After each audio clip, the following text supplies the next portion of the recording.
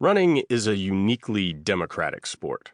When you line up at the start of, say, the New York City Marathon as a middle-of-the-pack runner, you are standing on the same bridge, the Verrazano Narrows, as the professionals, feeling the same nervous tension they feel and hoping to reach the same finish line in Central Park.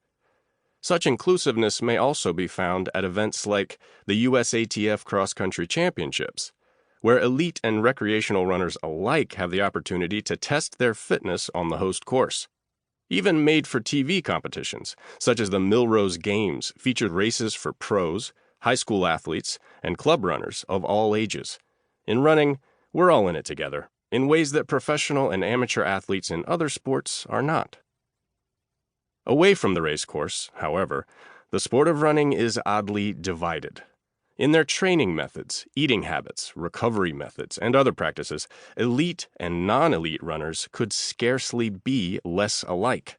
The pros do most of their running at low intensity, whereas non-elite runners do most of theirs at moderate intensity. The pros perform functional strength workouts designed especially to meet the specific needs of runners, whereas non-elite runners are more likely to eschew strength training altogether, or do it in forms like CrossFit or yoga that were not developed with runners in mind. The pros typically maintain a balanced, well-rounded, inclusive, and shtick-free diet based on natural foods of all kinds, whereas non-elite runners more often go for elimination-type diets, like keto, plant-based, or paleo, that are all about exclusion. You get the idea. It almost seems as if non-elite runners are deliberately doing the opposite of everything the elites do. Though the reality is that, for reasons Coach Ben and I will get into later, most aren't even aware of how the pros balance their intensities, strength train, eat, and so forth.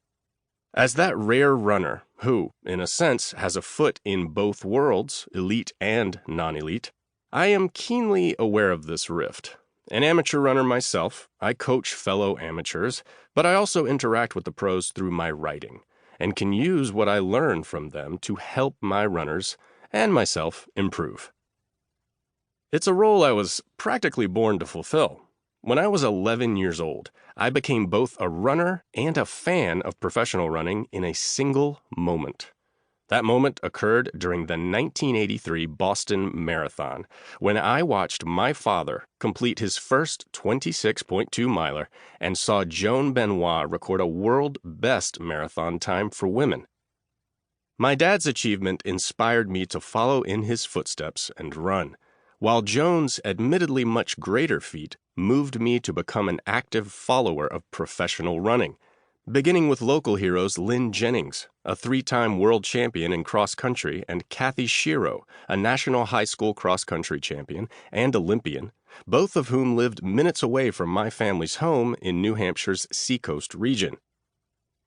It so happened that the coach of the girls' cross-country team at the high school I attended was Jeff Johnson, who held the distinction of having been Nike's first employee and who'd formerly rubbed elbows with the likes of Steve Prefontaine and the legendary University of Oregon coach Bill Bowerman.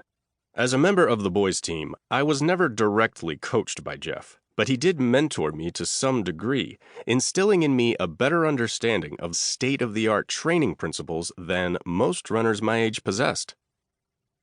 If Jeff Johnson wasn't your typical high school cross-country coach, neither was Tom Donnelly your typical Division III running coach.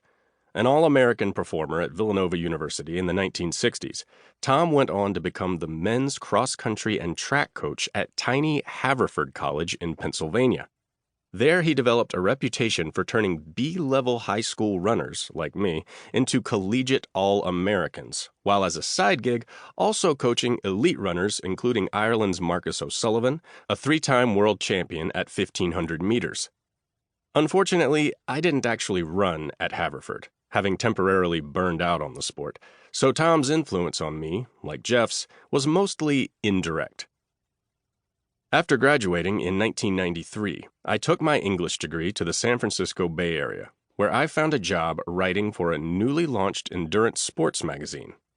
Being immersed in this environment drew me back into running, and at the same time afforded me a chance to learn directly from world-class endurance athletes and elite-level coaches.